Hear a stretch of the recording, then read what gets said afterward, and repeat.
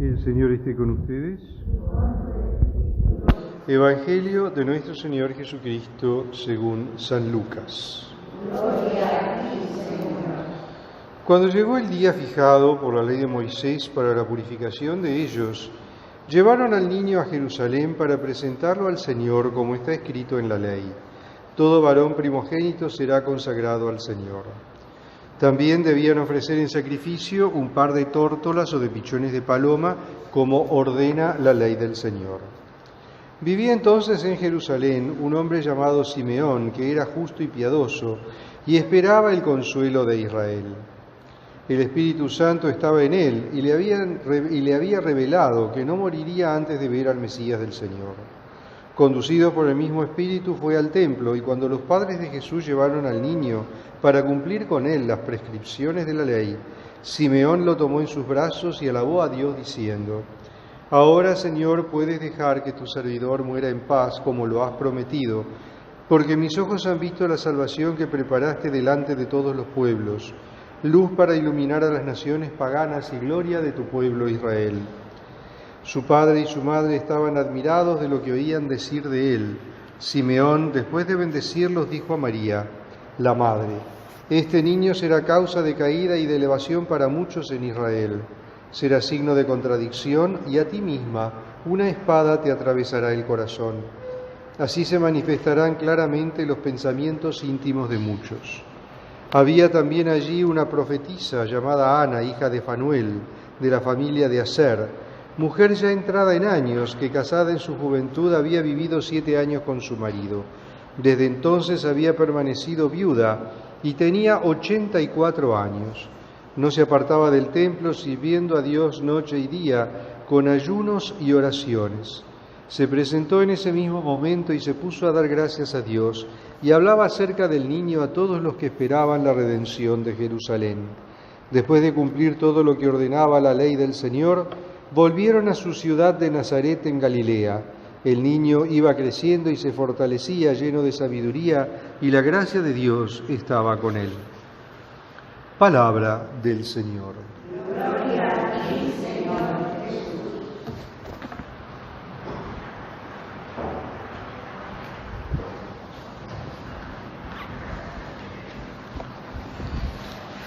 Hoy hacemos una pausa en nuestro recorrido por el Evangelio de Mateo, en este tiempo durante el año, y celebramos esta hermosa fiesta de la presentación del Señor. También la llamamos la fiesta de la Candelaria, de la Virgen de la Candelaria. Una fiesta que, cae este año, tenemos la ocasión de que caiga en domingo, entonces sustituye al domingo del tiempo durante el año. Y una fiesta que está muy entroncada y que hace referencia, obviamente, al misterio de la Navidad. En la Navidad nosotros contemplábamos el misterio de Cristo que nace, el misterio del Señor Jesús, que, hecho hombre por obra del Espíritu Santo, nace de María Virgen y nace en el seno de la familia de Nazaret. Y lo contemplábamos bajo distintos aspectos. Contemplábamos el nacimiento en sí, contemplábamos la vida de la familia de Nazaret, contemplábamos el misterio de la Virgen Madre, el dogma de María, Madre de Dios, el primer dogma mariano. Contemplábamos la adoración de los Reyes Magos. Veíamos la manifestación del Señor en el Jordán, en su bautismo, y todo lo que eso significaba. Y ahora, cumplidos 40 días de la Navidad, tiene lugar la presentación del Señor. ¿Qué es esta presentación del Señor? La ley de Moisés establecía, a partir de la Pascua judía, que todo primogénito, sea del ganado, sea de los hombres, tenía que ser consagrado a Dios. Los primogénitos del ganado obviamente se sacrificaban, salvo que fuera un caballo o un burro, que eran animales que se necesitaban para el trabajo en el campo, en cuyo caso podían ser rescatados sacrificando un animal de ganado menor. Los primogénitos de los hombres obviamente tenían que ser rescatados.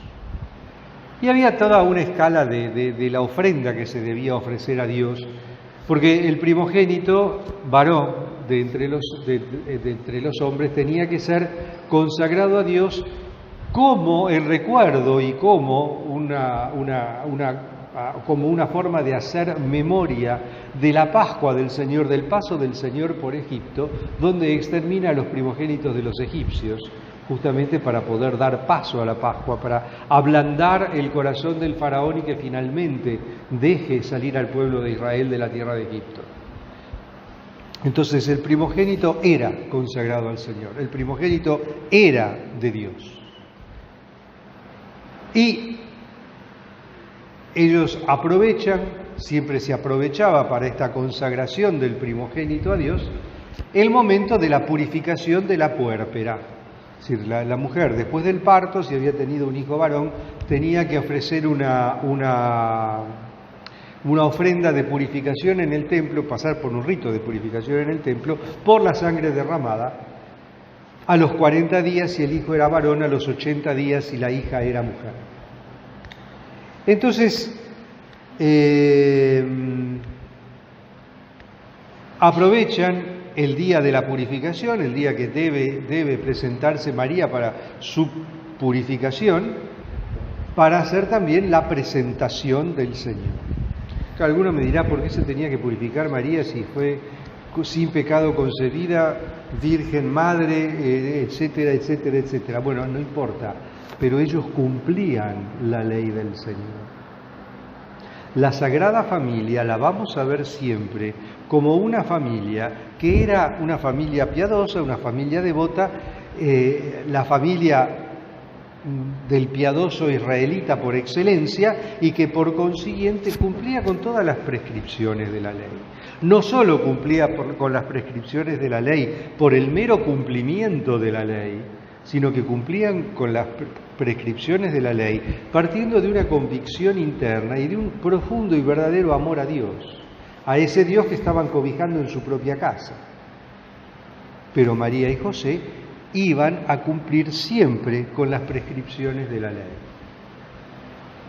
Y entonces van al templo no solo a cumplir con la purificación, sino también a cumplir con la presentación del niño, del primogénito, a Dios. Ese primogénito al que debían rescatar con la ofrenda de los dos pichones o 2 palomas. Esta ida de María, José y el niño Jesús al templo marca un encuentro de una familia con Dios, María y José con su Dios, ahí en el templo de Jerusalén. No nos olvidemos que el templo de Jerusalén era la casa de Dios por excelencia.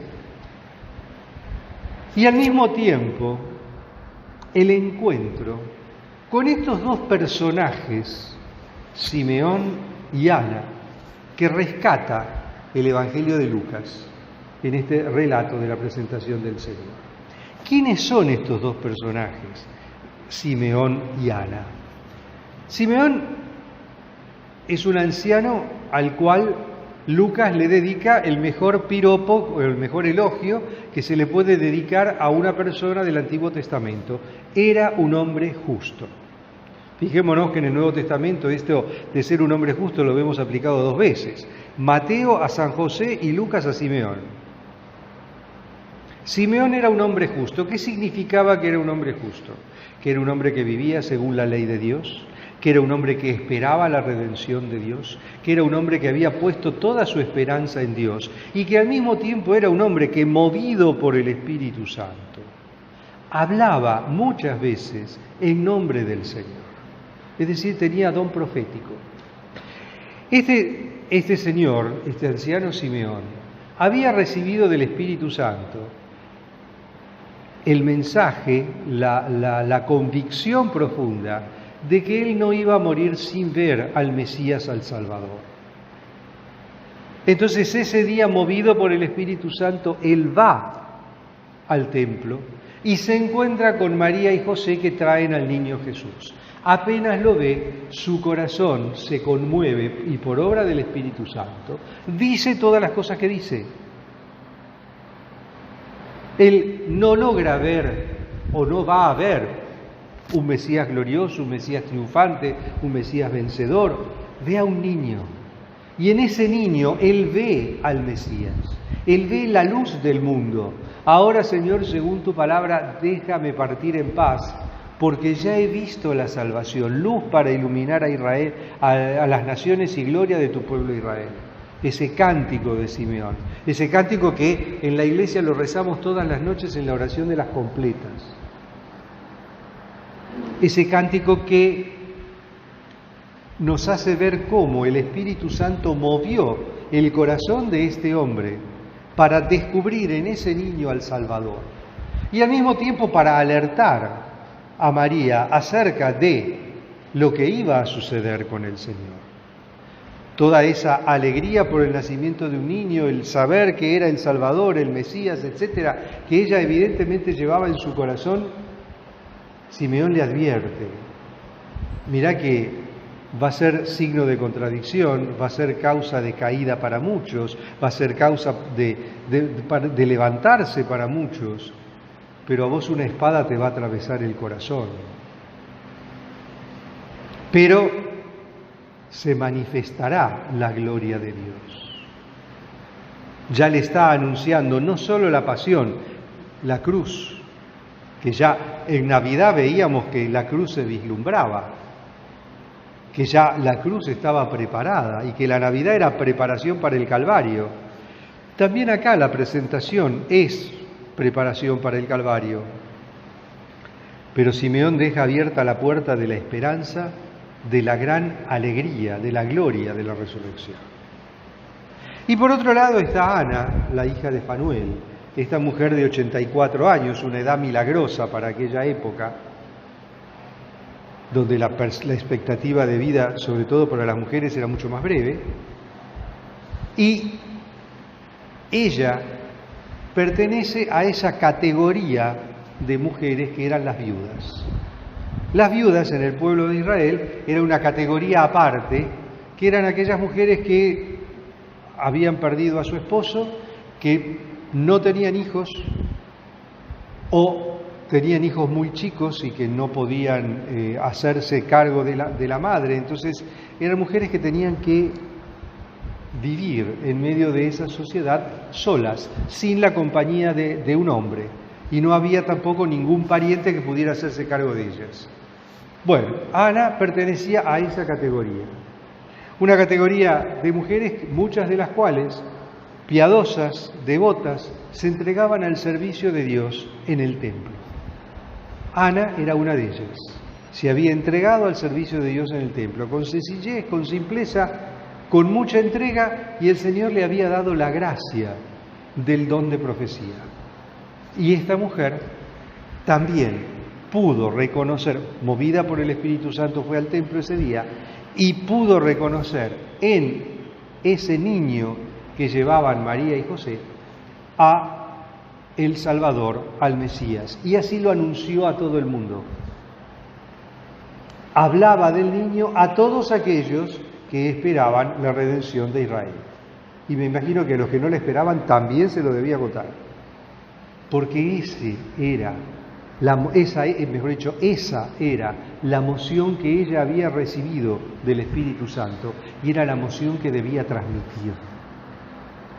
Nosotros estamos todos llamados e inspirados por el Espíritu Santo, también para anunciar la salvación que viene de Dios, para anunciarla a todo el mundo y para no olvidarnos que este día, el día de la presentación del Señor, es una fiesta de encuentro de Dios con el hombre, de manifestación de Dios al hombre. Y también la Iglesia lo dedica a una jornada especial de oración y de reflexión sobre la vida consagrada. No en vano hoy es el día de la vida consagrada, porque esas velas que encendemos al comienzo de la celebración, esa luz de Cristo, Es ese mensaje que como consagrados estamos llamados a transmitir, a ejemplo de Ana, a ejemplo de Simeón.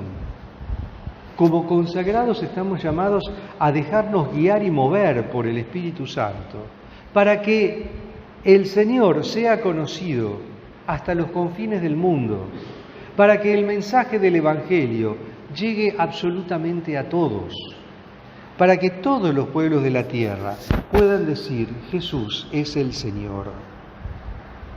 Entonces, el Señor viene a nuestro encuentro, el Señor viene a nuestra vida, y nosotros, como Simeón y como Ana, estamos llamados a dejarnos guiar por el Espíritu Santo para anunciarlo a diestra y siniestra.